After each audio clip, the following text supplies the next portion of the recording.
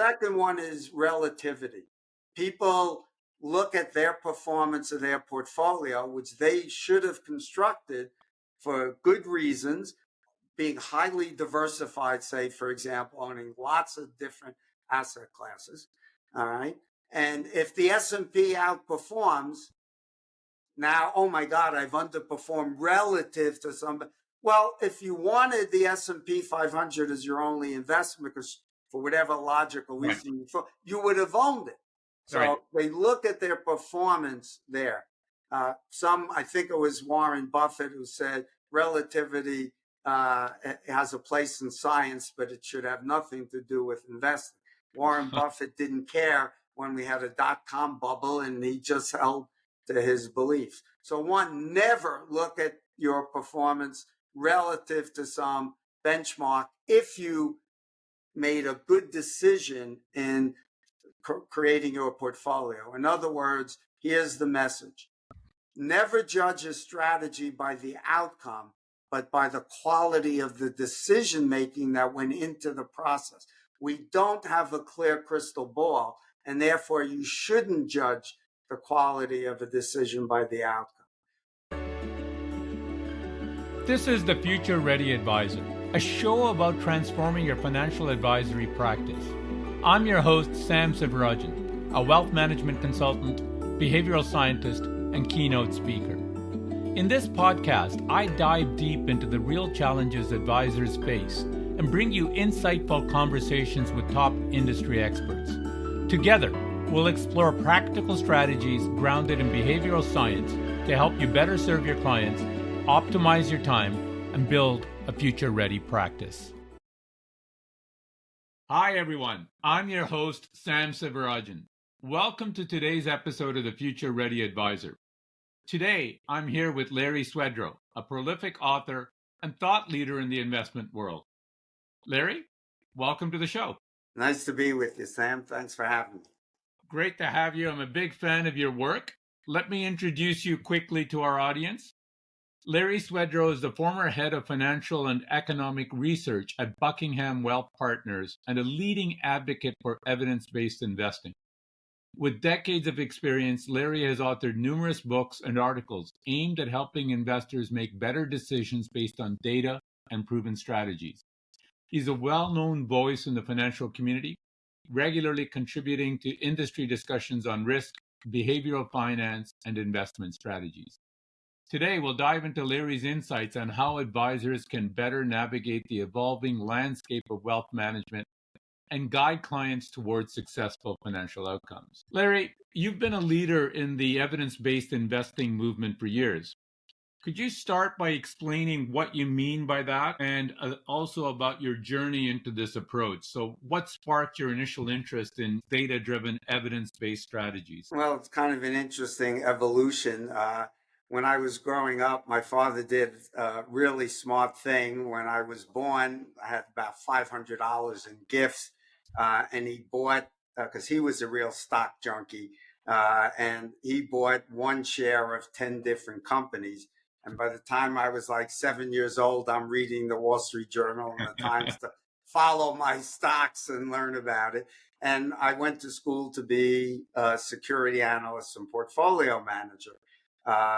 Unfortunately, despite graduating number one in my class from one of the top MBA programs in the country, NYU, I got out of school at a time when Wall Street was collapsing, 73.4, right in the middle of the oil embargo. And at the same time, not only had the markets collapsed, but revenue streams on top of that collapsed because it was the end of the fixed brokerage commission era. Mm-hmm. And so Wall Street firms and investment firms were laying off people with decades of experience, and I had none. So I ended up working at CBS in their international finance area. Got lucky. It was a brand new field with floating exchange rates that just started. And I did that for 2 years, and then Citicorp hired me to help them build a international finance consulting operation to help multinational corporations manage this new world of interest rate risk going crazy, double digits, foreign exchange rates, going crazy, inflation creating all kinds of problems. And in the land of the blind, as they say, the one-eyed man is king. I was all of 24 years old and 2 years of experience.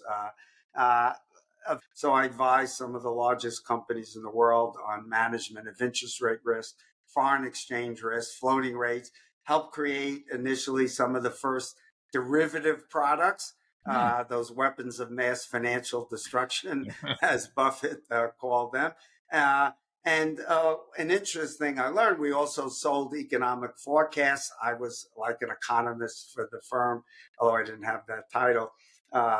And so we would sell these forecasts. And one of the things I learned is my experience was when I got a forecast right, of course, I took credit for the brilliant analysis.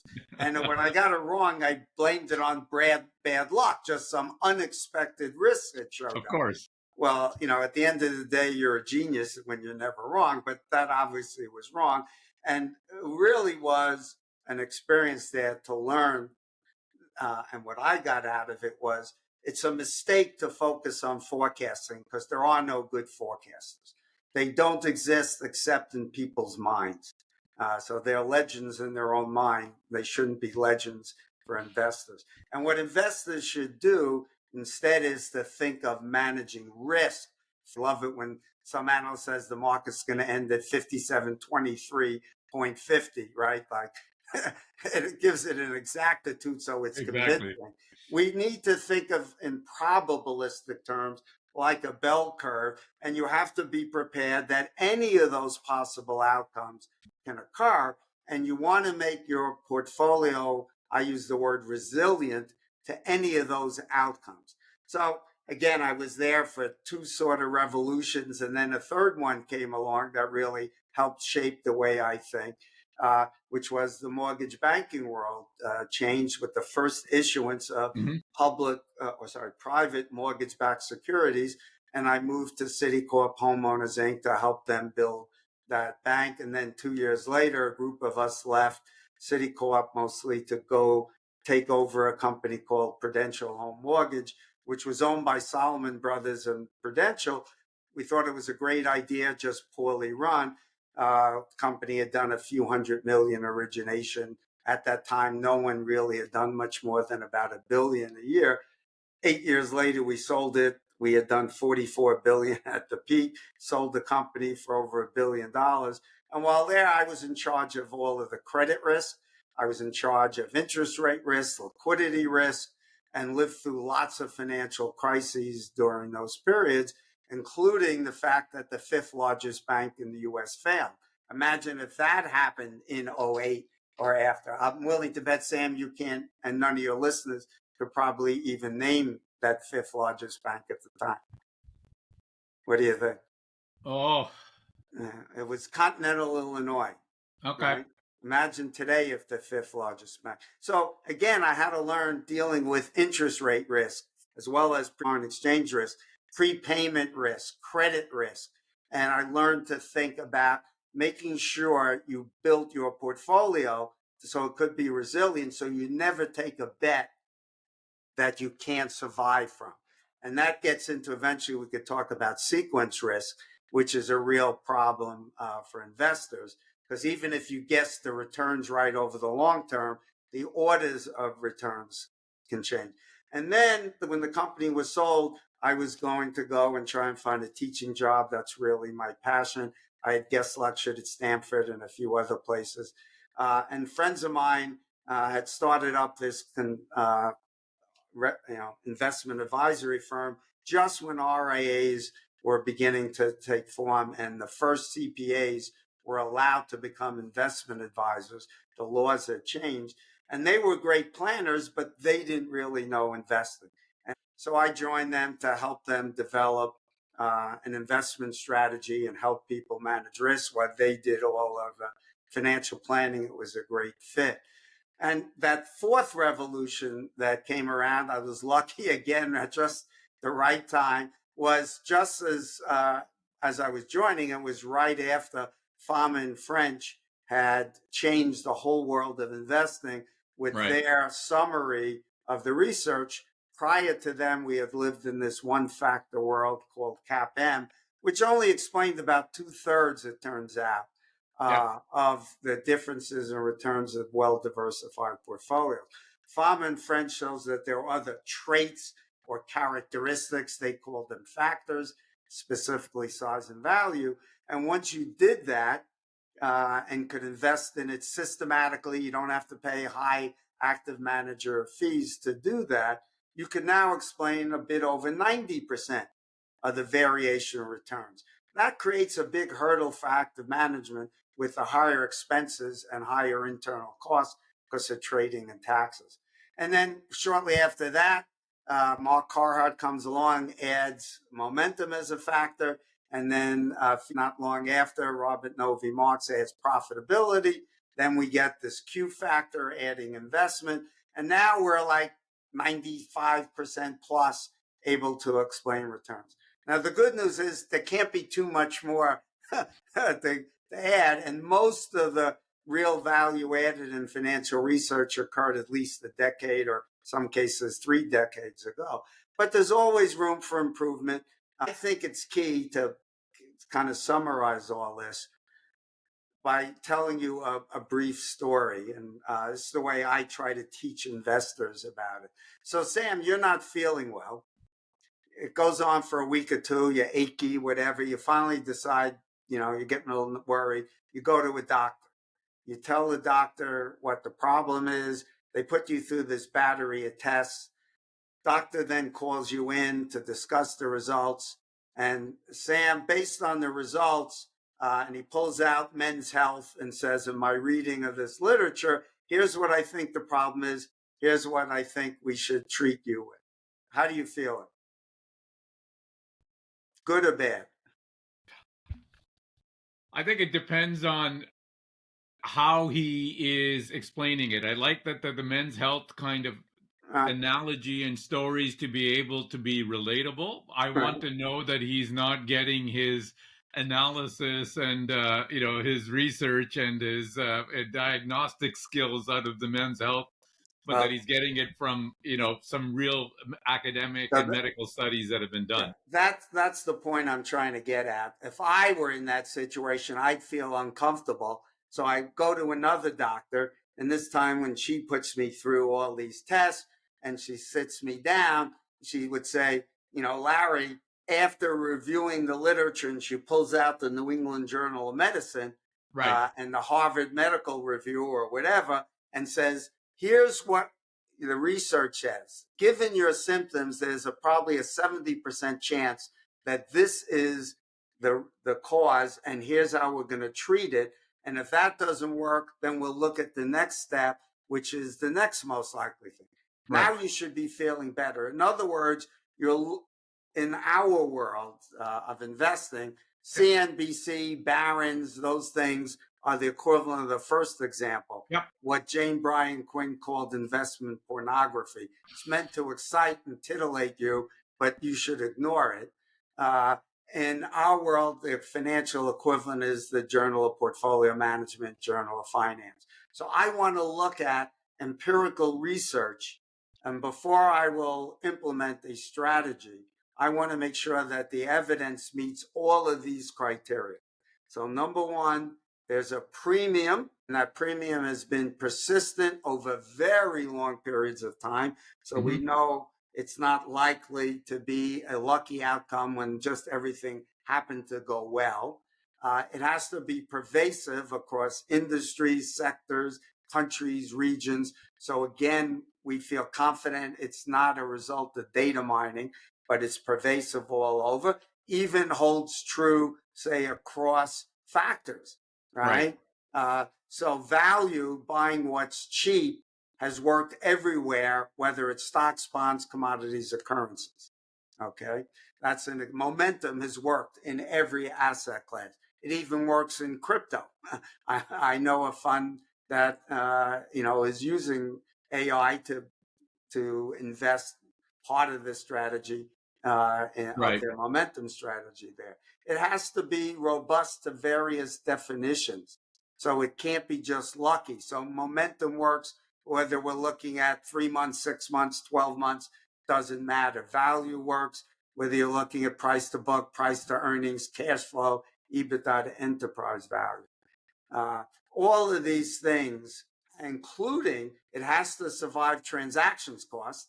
It doesn't do any good to have a 4% premium micro cap that costs you 5% to trade it. And there has to be a reason logical that you believe that the premium will persist. I prefer a risk-based explanation because risk cannot be arbitraged away, although premiums can shrink, of course, if cash flows follow. But I'll accept behavioral explanations as long as there's good evidence for them and you can identify limits to arbitrage, like the cost and the risks of shorting, that prevent sophisticated arbitrageurs from correcting mispricing.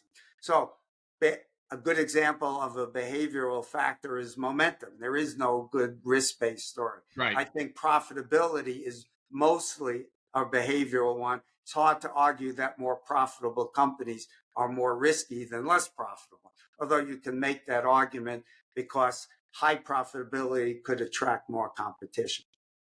So that's what I have learned. That's what we mean by evidence-based investing. It's got all of this data that minimizes the risk of data mining outcomes. And so it's likely to repeat. And all we could do is to put the odds in our favor. That's the most, we don't know the future. We can't make predictions, as I said. And so what we try to do is build portfolios that are resilient and deal with the risks that are unacceptable to us. And I think your point is bang on. I think the data mining is worrisome as a lot of the AI. You can find whatever you're looking for with enough data. You can torture it to death. And the thing that I would say for people that are not familiar with your work, I think you do a great job of reviewing dense academic papers and bringing it to what is the practical realities for a practitioner, right?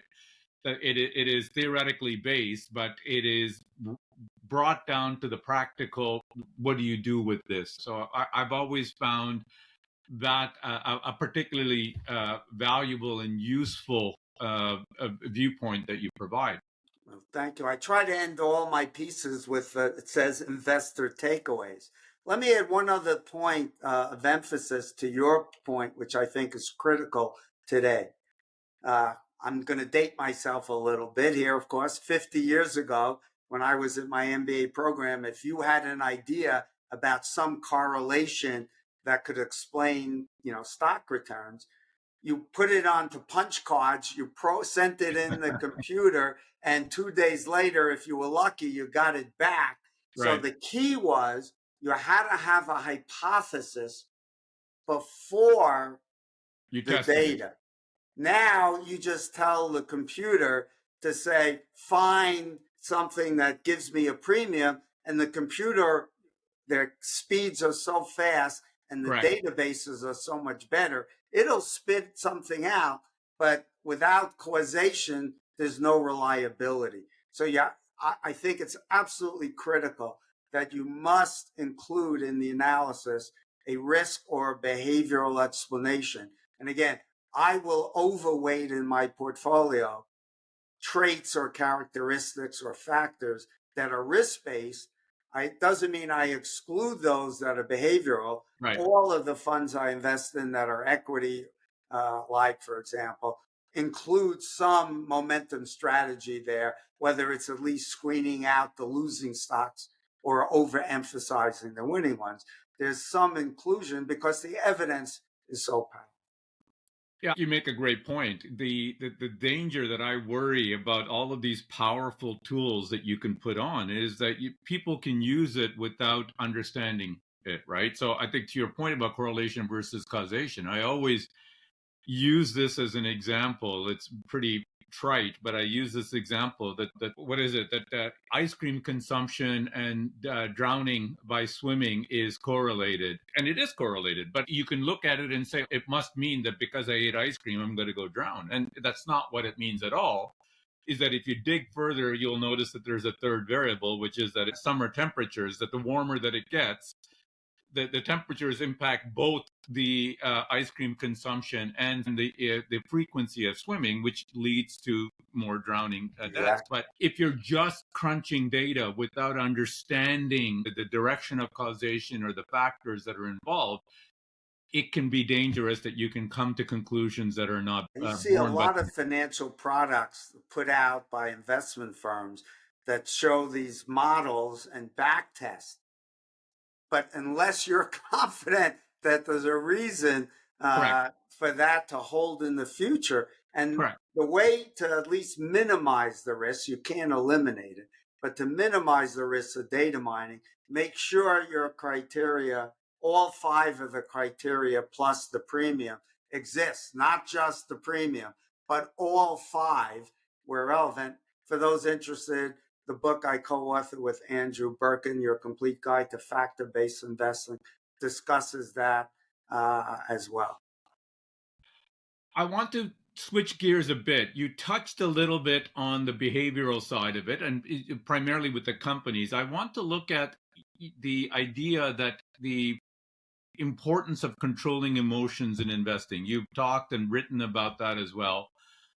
From the investor perspective, besides the data mining and looking for predictions, etc., what are some of the biggest behavioral pitfalls you've seen investors make? And how do you think that advisors might better coach them to avoid it? Well, it's interesting. It's hard to name just a few. I'll do that for you. But behavioral finance is one of my favorite subjects. I wrote a book called Investment Mistakes Even Smart People Make and How to Avoid Them. And there are 77 mistakes in that book. I wrote that book about, I think, 10 years ago. If I would update it, it would probably have about 90 there, including allowing your political motivations to influence your investing. Right. And that there is evidence on that one to show it's bad. And since I mentioned it, I'll cover it. So what tends to happen is when the party you favor is in power, you are more confident when a bad event occurs and stocks go down that the party in power will solve it. And therefore, you are less likely to panic and sell, more likely to rebalance and at least stay the course. And therefore, you will more likely come out ahead. When the party you favor is out of power, you're more likely to fear that the party in power will screw up, and you're more likely to underperform because you panic. So under the Bush administration, guess whether Democrats or Republicans had better returns? Of course, it was Republicans, because when we got the crisis from, with the internet crash, .com crash, and then 9/11, we had the market crash, and Republicans tended to stay the course and did better. Then when Obama was president, of course, the Republicans felt that he would screw up the economy. We had the 2008 financial crisis. Democrats tended to be more disciplined, did better. Then again, under Trump, the same pattern held up as well. And we don't have any data on that, but I would bet the Democratic investors did better. The market obviously did well, and Republicans would have been more likely to fear Democrats would not handle the economy that well. So that's one. But I think the 3 biggest ones, if I could touch briefly on 3, is one is overconfidence. It's a simple human trait that touches across every subject. Yep. We are overconfident of our abilities. It doesn't matter. If you ask people if you're a better than average driver, somewhere between 80 and 90% will say yes. You could ask them if they're better than an average lover, and they'll get the same numbers. And we know that, you can't be more than 50%. But that overconfidence in those areas is actually a good, healthy thing. Imagine, Sam, if you woke up and one morning looked in the mirror and said, I'm dumb, ugly, stupid, and everybody hates me. I mean, the suicide rate would be through the roof. So being overconfident of our personal skills is probably a good thing.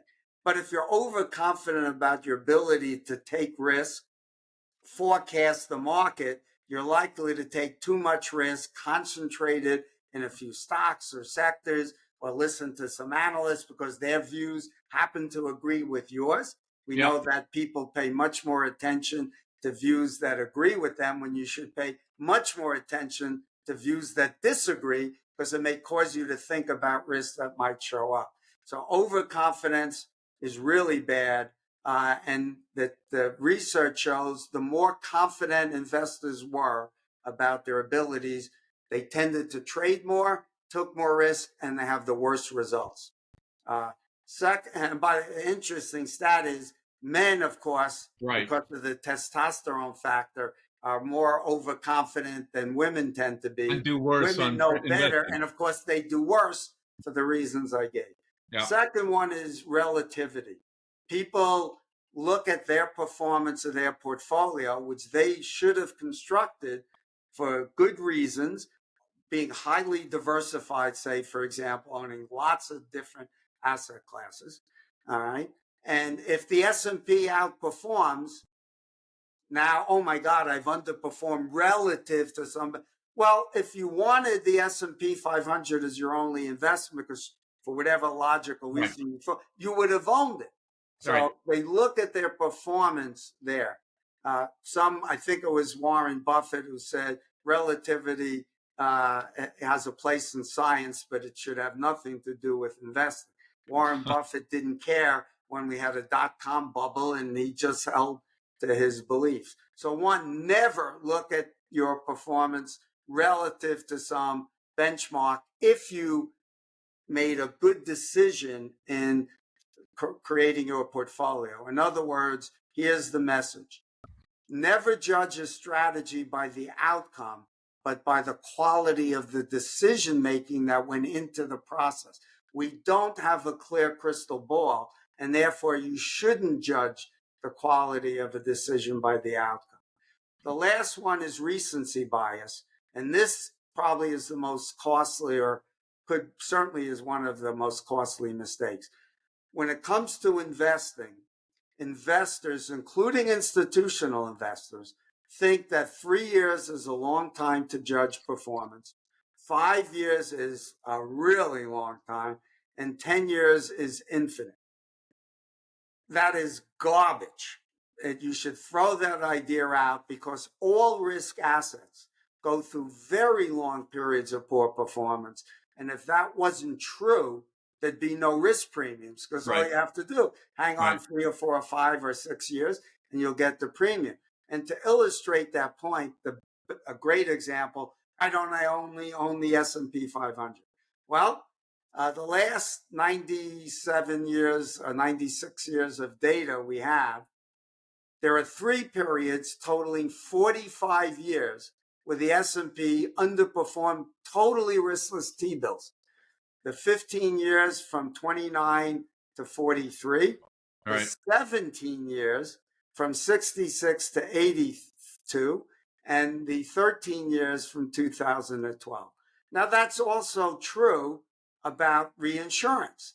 So reinsurance is a very logical asset class, because people are willing to pay a premium to avoid left tail risk. Right.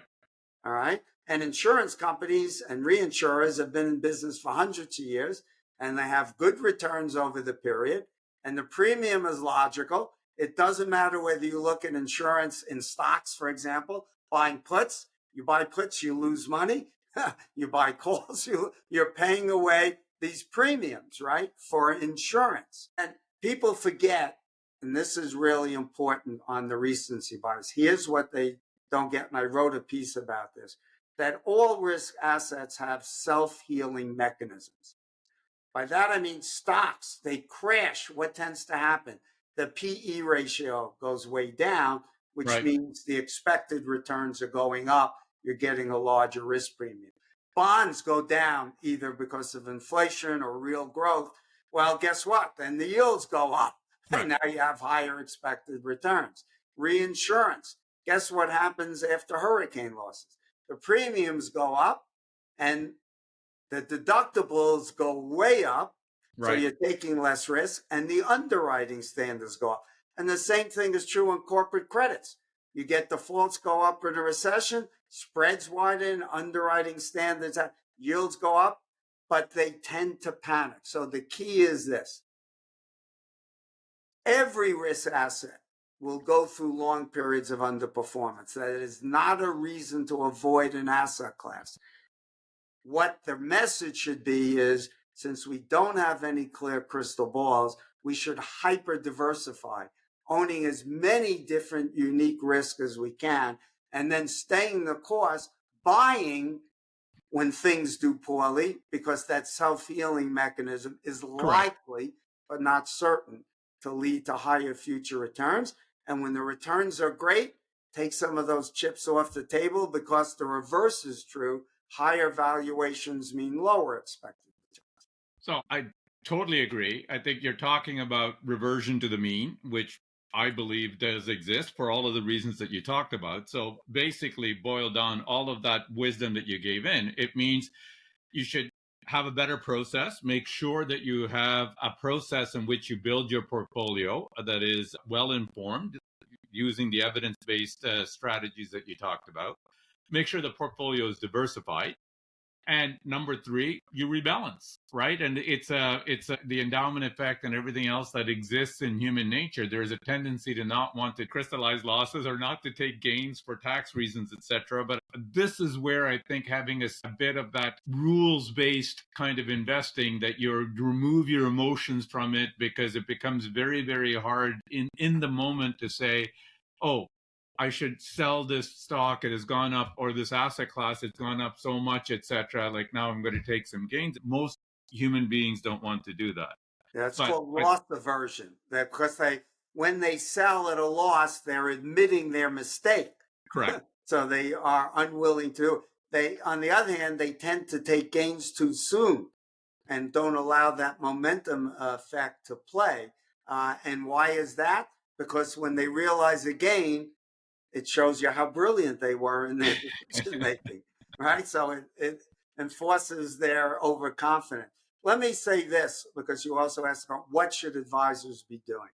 It is absolutely critical that advisors educate investors about the historical evidence and showing them that every single asset class goes through these long periods. Right. So whatever you're holding, you want to only be in the S&P? Let me show you the 70s and 80s when international far outperformed. Let me show you the decade of the aughts, the 2000s, then U.S. far underperformed. Emerging markets far outperformed in those periods. Look at Japan. It was going to take over the world by 1990. Japan was taking over U.S. stocks. There were big headlines in Fortune magazine or Forbes. I forgot which one. I think it was Fortune, which showed that, they were buying up even things like Rockefeller Center and Pebble Beach Golf. And there was only one semiconductor plant, I think, left in the U.S. And the next 34 years, Japanese stocks returned close to zero, right? So that could happen to the U.S. You have to think about that. So the second important thing is to show the importance of diversification. And what you have to do, I think, is to show people Monte Carlo simulations. Don't assume, if you think stocks are going to return, well, most financial economists think U.S. stocks are likely to return something like 6% over the next decade based upon current valuations and expected inflation. But you shouldn't think of that as 6% as a guarantee. It should be that 6% is the median of that potentially wide dispersion of outcomes. And what you have to show is that left tail risk maybe is only a 10% chance, but I need a plan that's, number one, recognizes that you are willing and able to accept the risk that shows up. And number two, if it shows up because of potential risk that could cause your plan to blow up, what plan B do you have that says, okay, if this happens, I'll plan on working longer. I will cut my spending.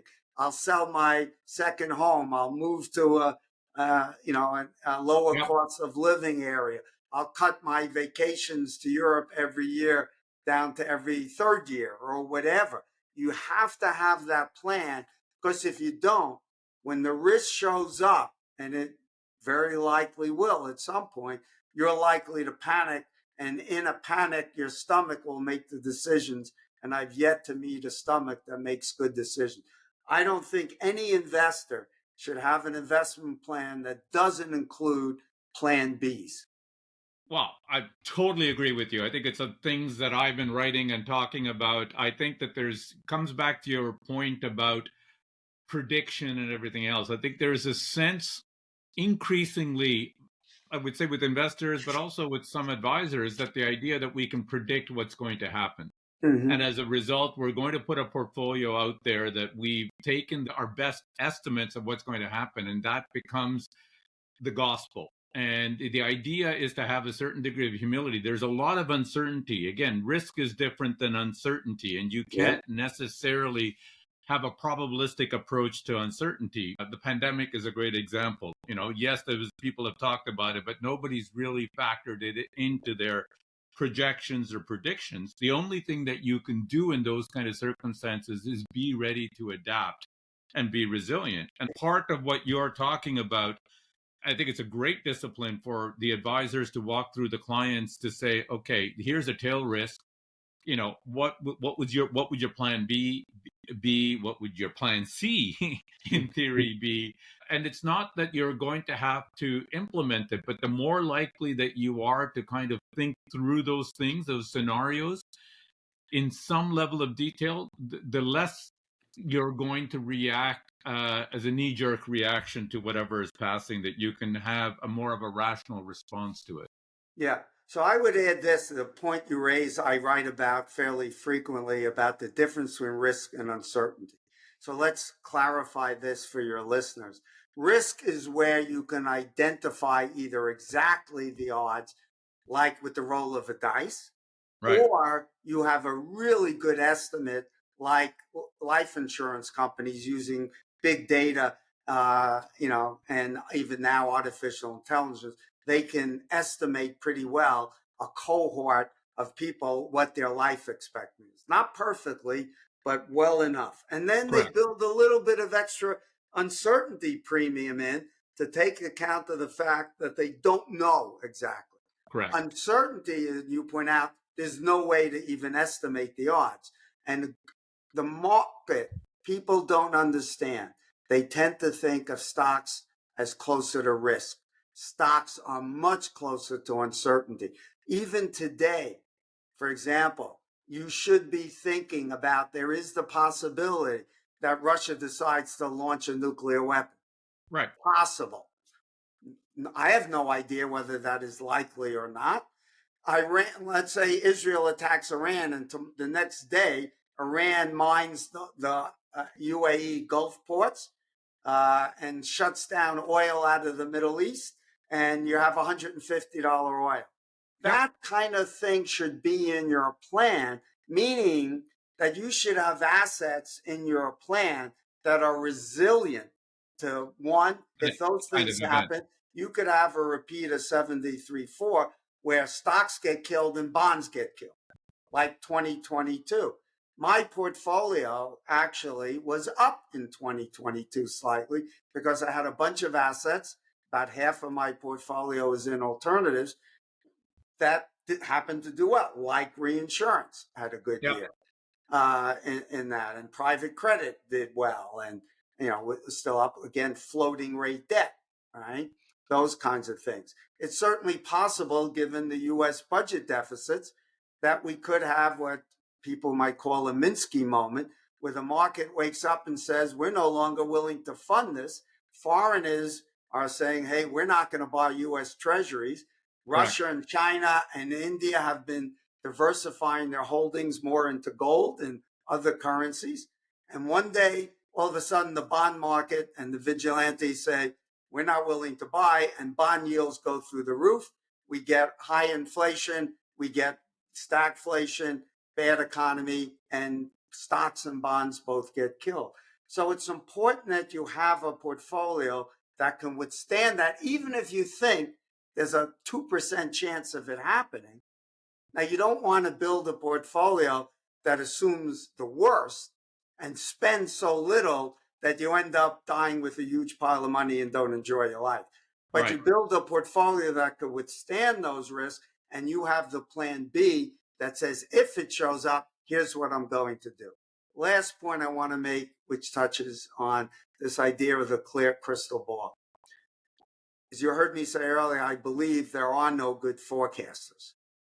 Right? There are people who are good at thinking about risk and what might show up. I would certainly put Nassim Nicholas Taleb in that category. Right. All right. But what my point is this, even if you had a perfectly clear crystal ball, sometimes you'll get it dead wrong. And I would just ask you, Sam, September 18th, I think was the date the Fed cut interest rates 50 basis points. Yeah. If you had to bet what the 10-year Treasury would do, I think almost every investor would say, you want to be a buyer. Yeah. And the 10-year Treasury is now significantly higher yield than it was on that date. So if you looked and knew that the Fed was going to cut rates, you would be a buyer, and yet you would have lost significantly betting on that. That's a good example of why you need to be a hyper diversifier, and also why you should ignore all forecasts. Build a plan that's resilient to almost any outlook. That's a great point. I think as you're talking, it reminded me of Barton Biggs, who was the macro researcher for Morgan Stanley. Very well thought of, brilliant. He started a hedge fund and he called oil to drop. This is way back, but oil to drop. And he was right, except he was about a year or 2 years early. And as a result, the hedge fund actually ended up going out of business because, he got the call not wrong, but the timing of it wrong, right? And this so is a very, very smart man. Bet. He made a bet that caused the fund to fail instead of putting maybe 10% of the portfolio in that kind of position. Let me add one other thing while we're on this subject I thought of that's really important for people.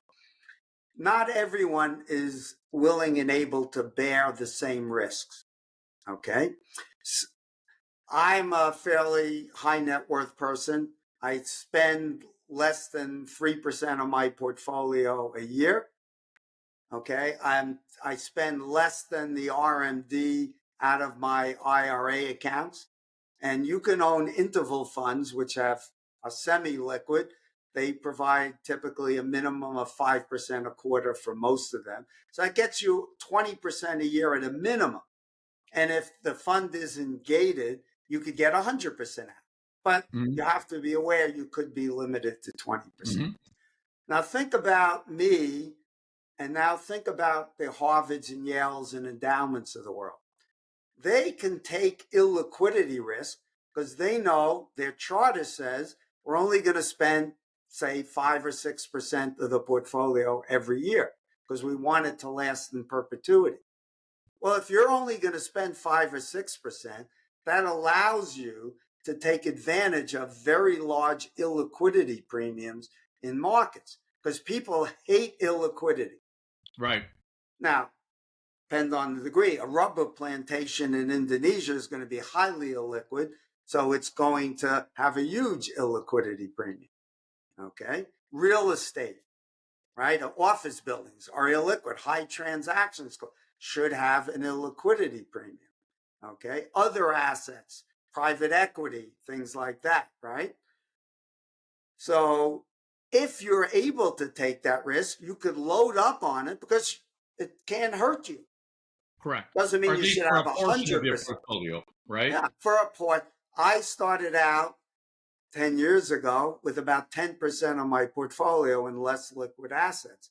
Today it's 50% because today the market has been able to, through innovations, come up with these interval fund and structures and not paying 2 and 20 anymore, which took all of the alpha away or all of the risk. So a good example, let's just use this.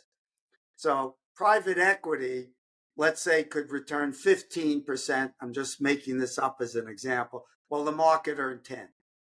But if they're charging you 2 and 20, 20% of 15 is 3, and 2% for the fee, that's 5. You're earning 10. Your money's tied up for maybe 10 years or longer. You have no liquidity and you gave away the whole premium. Right. Today, you can invest in that for well under 2%. And now you're capturing much of that premium. And they can add value because it is evidence of some persistence of performance among the elite managers, which they have access to, and you and I don't, because we don't have billions of dollars to invest. Right. Right? And the same thing is true of private credit. BDCs, their business development corporations, have fees on average of something like 4%. So they're going to take that whole illiquidity premium. And the credit is definitely more risky. But people hate illiquidity. Right. And therefore you can capture. My own view is those size premiums will shrink because people will wake up and advisors will teach people to, hey, you can take illiquidity risk for at least some portion of your. Exactly. We talked about risk, and I want to maybe finish up on this question. In your review of my research, I found that there are limitations of risk tolerance questionnaires which regulators require us to take, but the risk tolerance questionnaires didn't necessarily accurately predict clients' real-world risk-taking behaviors. Given this, what do you think advisors should do differently, perhaps? They will still have to use the risk tolerance questionnaires that their firms recommend and require.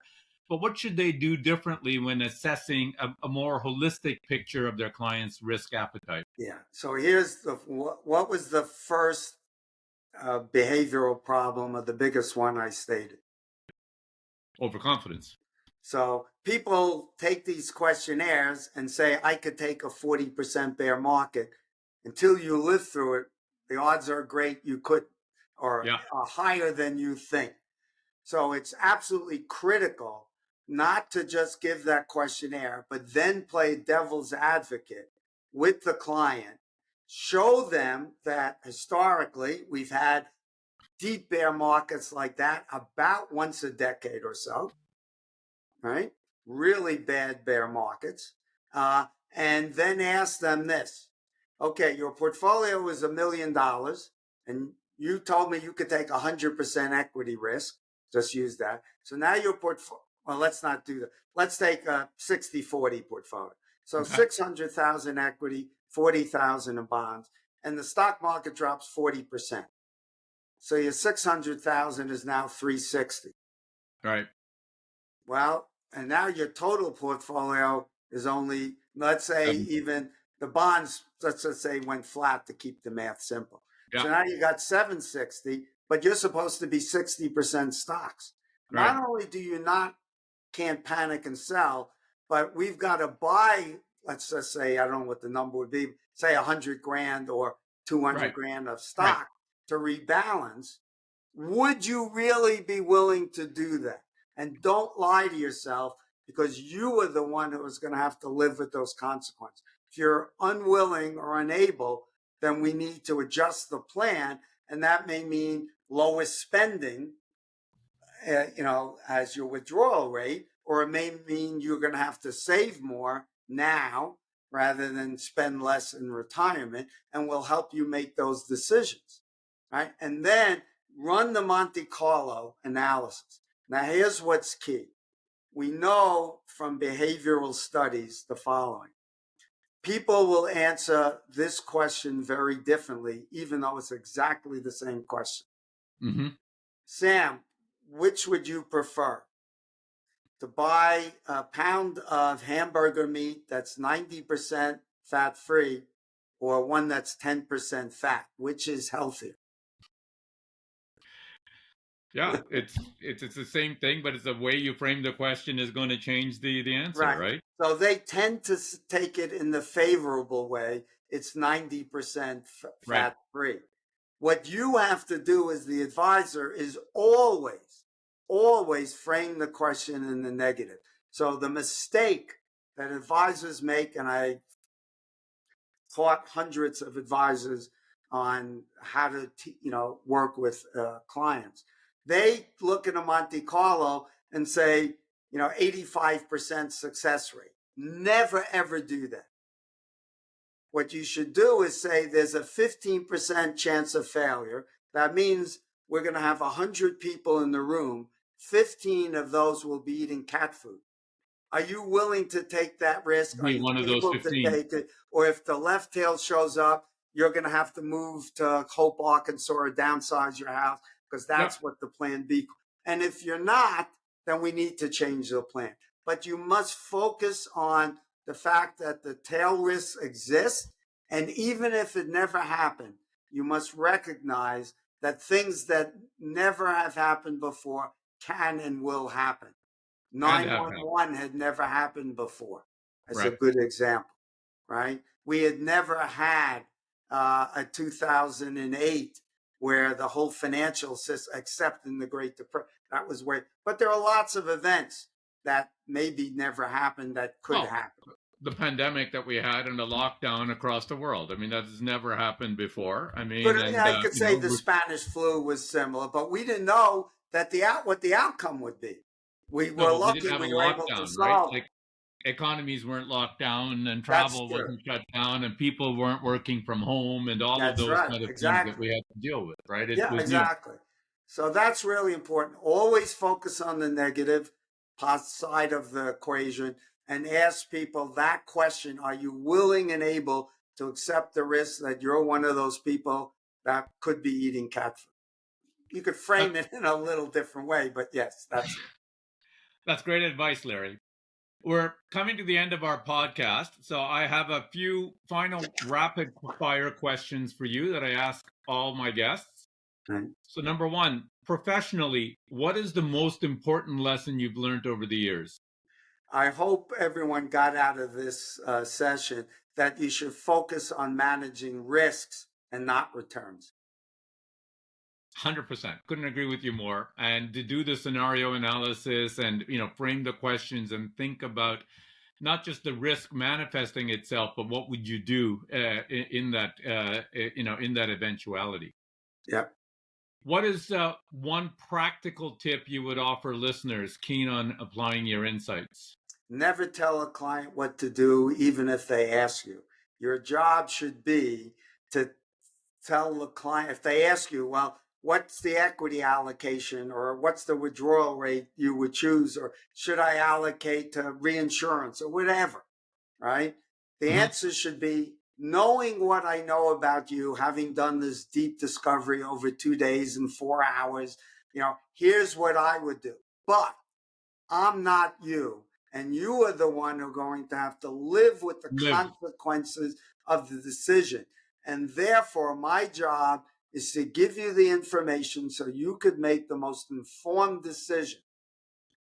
And the reason you should never give the client the answer and telling them what to do is if your advice turns out after the fact to be correct, guess who's going to take the credit for listening to that brilliant advice? The client. And if it turns out to be wrong after the fact, you'll get blamed and there's a good chance you get fired.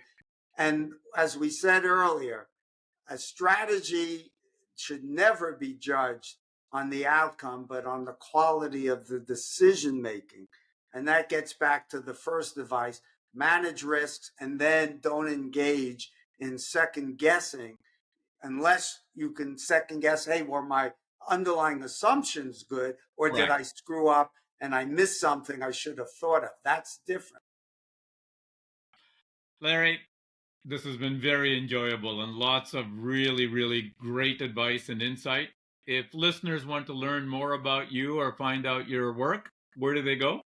Well, I post regularly on both X and Twitter. So every time I write an article that's published somewhere, it appears there. You can also go to Amazon and find the 18 books I've written, including my personal favorite is my newest one called Enrich Your Future, which is a collection of short stories that helps investors understand these difficult concepts by using analogies to cooking and gardening and sports and movies and history, so that if you understand it in terms of Greek mythology, you'll understand it in investing. And then I wrote a book, Your Complete Guide to a Successful and Secure Retirement, which goes into almost every aspect of retirement you could think of, including planning a life in retirement, including estate planning, elder care risk, elder abuse risk, as well as all the investment side of things. Awesome. Larry, thank you for joining us today on the Future Ready Advisor. My pleasure, Sam. Happy to come back anytime.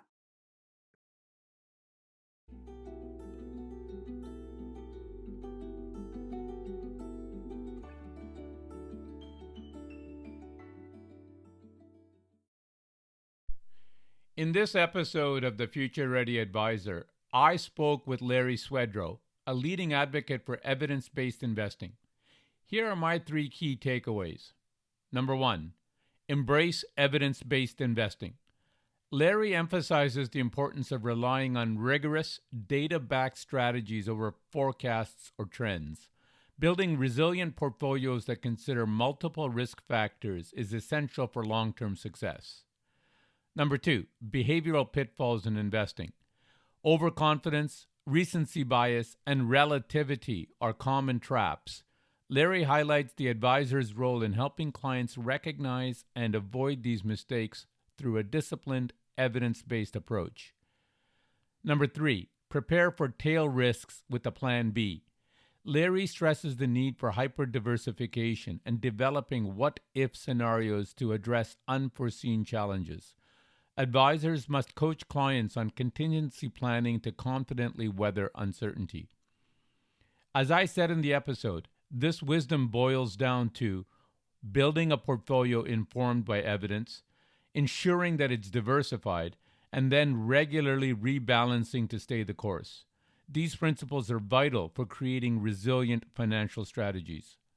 This episode reinforces why the most successful advisors are not just portfolio managers, but also educators and risk strategists. Thank you for listening to this episode of the Future Ready Advisor. You've been listening to the Future Ready Advisor. If you enjoyed the show, please leave a review on Apple Podcasts or a rating on Spotify, or share your feedback wherever you listen. Be sure to follow the podcast so you never miss an episode. For more insights on how to keep your practice future ready, visit www.samsivarajan.com. You can find the link on the show notes. There you'll find free tools and resources, along with exclusive bonus content from these podcasts. Thanks for tuning in, and I look forward to sharing more strategies with you in the next episode.